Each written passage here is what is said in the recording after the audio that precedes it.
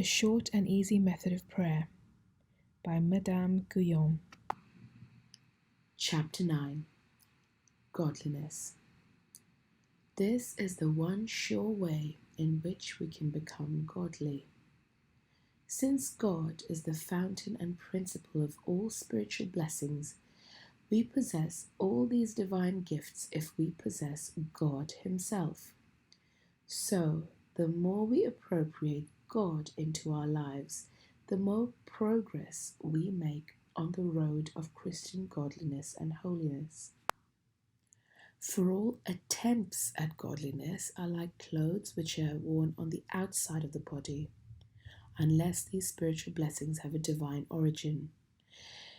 There are other souls who require or acquire godliness in its most refined form, although they're not particularly seeking for blessing from God. God, to whom they're united, guides them into the depths of true godliness.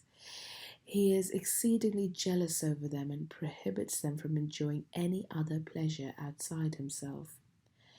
These souls who radiate divine love have this profound hungering and thirsting after God.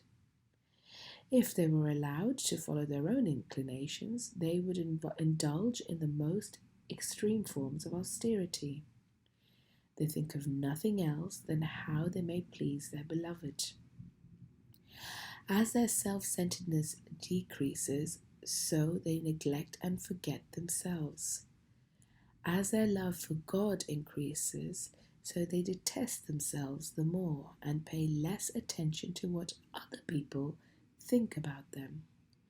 If there was an easy route to godliness, which everyone could acquire with no hardship, then the insensitive and the ignorant, as well as the spiritually alert, and those who know about God, would make up a church whose members had all been reformed.